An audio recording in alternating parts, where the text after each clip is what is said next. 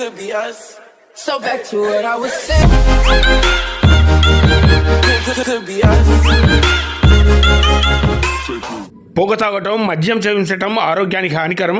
Smoking and drinking injurious to health. Friends, good morning. నేను మీ Rajasekhar, common man of India.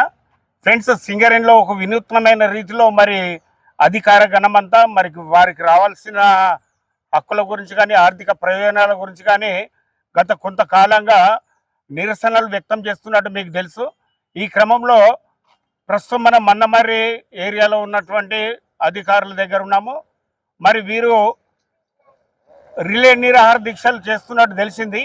దానికి సంబంధించిన పూర్తి వివరాలు వారిని అడిగి తెలుసుకుందాం. ఓకే ఫ్రెండ్స్, కమాన్.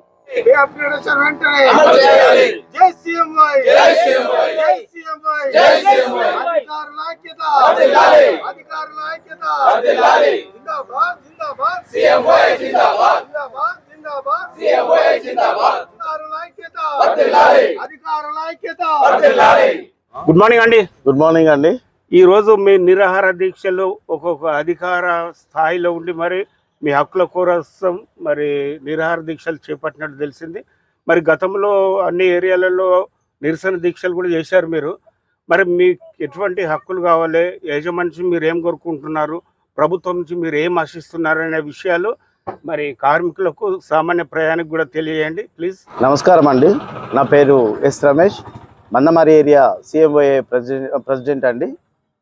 ఏదైతే మనము సింగరేణిలో అధికారులకు రావాల్సిన పిఆర్పి బకాయిలు, తర్వాత పే అప్గ్రేడేషను, ఎలక్ట్రిసిటీ బిల్ గురించి, తర్వాత ఫీ రియంబర్స్మెంటు, అదేవిధంగా ప్రమోషన్లో, బదిలీలలో ట్రాన్స్పరెన్సీ విషయం గురించి మేము ఈ రిలే నిరాహార దీక్ష చేయడం జరుగుతున్నది. గత కొద్ది రోజులుగా సింగరేణిలో మేము హక్కుల కోసం పోరాడుతున్నాము. మొదటిగా మేము అన్ని రీజన్లో ర్యాలీలు చేయడం జరిగింది. తర్వాత అన్ని జిఎం ఆఫీసుల ముందర ఆఫీస్ అవర్స్ అయిపోయిన తర్వాత మేము అందరం కలిసి నినాదాలు చేసి రిప్రజెంటేషన్ చేసేసి మా నిరసన వ్యక్తపరచడం జరిగింది. ఈరోజు 29 తారీఖున అన్ని ఏరియాలలో, సింగరేణి అన్ని ఏరియాలలో జిఎం ఆఫీసుల దగ్గర నిరాహార దీక్షలు, రిలే నిరాహార దీక్షలు చేయడానికి మేము అందరం పూనుకున్నాము. మా మెయిన్ అజెండా ఏదైతే మాకు గత 2022, 23, తర్వాత 24 2 సంవత్సరాలుగా రావాల్సిన పిఆర్పి బకాయిల కోసం 2 సంవత్సరాల నుంచి మేము పోరాటం చేస్తున్నాము. ఇదివరకు మేము పోరాటం చేసేసి రిలే నిరాహార దీక్షకు వెళ్ళే సమయంలో మాకు మీరు చర్చలకు రాండి అని మనకు పిలవడం వలన మేము చర్చలకు వెళ్ళేసినాము. కానీ ఎలాంటి ప్రయోజనం లేదు. ఈ పోరాటంలో భాగంగా మేము అందరి మంత్రులకు కానీ, తర్వాత మన డిప్యూటీ సీఎం గారిని కానీ, మా సిఎండి గారిని అందరినీ కలవడం జరిగింది. కానీ ఎలాంటి ముందుకు పోవడం అయితే జరగడం లేదు. సరే, ఇది ఇలా జరుగుతుంది కాబట్టి ఈరోజు మేము ఇలాంటి పొజిషన్లో రిలే నిరాహార దీక్షకు వెళ్ళడం జరుగుతున్నది. మా ముఖ్య ఉద్దేశము 2 సంవత్సరాల పిఆర్పి కోసం మేము ఫైట్ చేస్తున్న కాలంలోనే మాకు మరి పెద్ద సమస్య ముందటికి వచ్చి పడ్డది, పే అప్గ్రేడేషన్.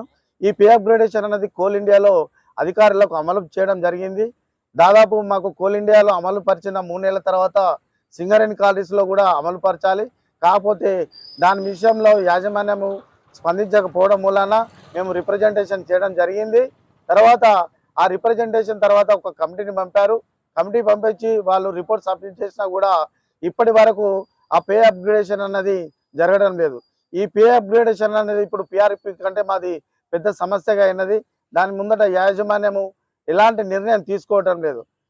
దానికోసమై సింగరేణిలో ఉన్న అధికారులందరము పిఆర్పి, పే అప్గ్రేడేషన్ మెయిన్ అజెండాగా మేము ముందుకు పోతున్నాము. మా యొక్క సమస్యలు పరిష్కారం అయ్యే వరకు ఈ యొక్క దీక్షలు అన్నది ఆపమని మేము మీ అందరికీ తెలియజేస్తున్నాం. ఓకే సార్, మరి ఇప్పుడు అన్ని ఏరియాలలో రిలే నిరాహార దీక్షలు చేస్తున్నారా? అన్ని ఏరియాలలో మనకు సింగరేణిలో అన్ని ఏరియాల్లో జిఎం ఆఫీసుల వద్ద అందరూ నిరాహార దీక్ష చేస్తున్నారు. ఇదే విధంగా అక్కడ కూడా కార్యక్రమాలు కొనసాగుతున్నాయి. జై సిఎంఐ,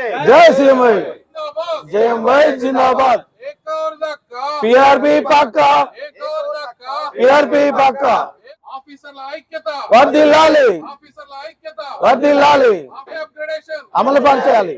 అందరికీ నమస్కారం. నేను సుమారుగా 28 సంవత్సరాల నుంచి కంపెనీలో పనిచేస్తున్నాము. కంపెనీలో జాయిన్ అయినప్పటి నుంచి సింగరేణిలో ఉద్యోగం చేసినందుకు చాలా గర్వపడుతున్నాం మేము. సింగరేణిలో అధికారులం అంటే మేము సంస్థ పురోగతి, సంస్థలో మేము టార్గెట్లు సాధించినాము, ప్రాఫిట్లు వచ్చినామంటే మేము చాలా సంతోషపడే వాళ్ళము. సంస్థలో పనిచేసినప్పుడు ఎప్పుడు కూడా మా ఫ్యామిలీ గురించి కానీ, తర్వాత మాకు వచ్చేటటువంటి వేతనాలు కానీ, మా బెనిఫిట్స్ కానీ ఎప్పుడూ ఆలోచించలేదు. మేనేజ్మెంట్ మీద మాకు పూర్తి నమ్మకం. ఏంటంటే ఎప్పుడు కూడా ఈ గత 28 సంవత్సరాల్లో ఇప్పుడు కూడా మాకు రావాల్సిన బెనిఫిట్స్ ముందుగానే తప్పకుండా చెల్లిస్తూ పోయేది. కాకపోతే గత 3 సంవత్సరాల నుంచి చూసుకున్నట్టయితే మాకు న్యాయబద్ధంగా రావాల్సినటువంటి మా పిఆర్పి అయితే ఏంటి, వేజ్ ఇంప్లిమెంటేషన్ అవుతే ఏంటి, ఇవన్నీ కూడా న్యాయబద్ధంగా మేనేజ్మెంటే చెల్లించాలి.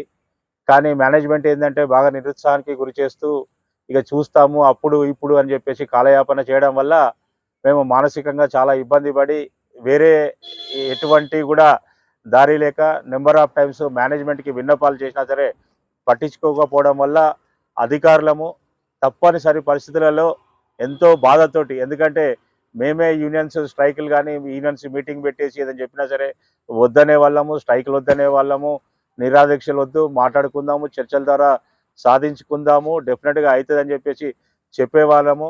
ఈరోజు రోడ్డు మీదకి రావడము, ఇలా కూర్చోవడం అనేది చాలా బాధ కల్పిస్తుంది. ఇంత బాధలో అయినా సరే ఇప్పుడైనా మేనేజ్మెంట్ అర్థం చేసుకొని వెంటనే చర్చలకు పిలిచి న్యాయమైన మా యొక్క కోరికలు ఏవైతే ఉన్నాయో ఇమీడియట్గా వాటికి ఒక సొల్యూషన్ తీసుకొచ్చేసి ఇమీడియట్గా దీన్ని క్లోజ్ చేయాలి. అధికారులందరూ కూడా సంస్థ పురోగతి మీద దృష్టి పెట్టేటట్టు యాజమాన్యం చర్యలు తీసుకోవాలి, దీన్ని క్లోజ్ చేయాలి, చర్చలకు పిలిచే తొందరగా దీన్ని న్యాయమైన డిమాండ్లన్నీ కూడా సాల్వ్ చేయాలని చెప్పేసి ఈ సందర్భంగా కోరుకుంటున్నాను. అదేవిధంగా మీడియా ప్రతినిధులందరికీ మీ ద్వారా విజ్ఞప్తి ఏంటంటే తప్పకుండా ఈ విషయాన్ని ప్రభుత్వం దృష్టికి మరియు టాప్ మేనేజ్మెంట్ దృష్టికి వీలైనంత తొందరగా తీసుకెళ్లి ఈ సమస్యని పరిష్కరించాల్సిందిగా కోరుకుంటాం. Thank you.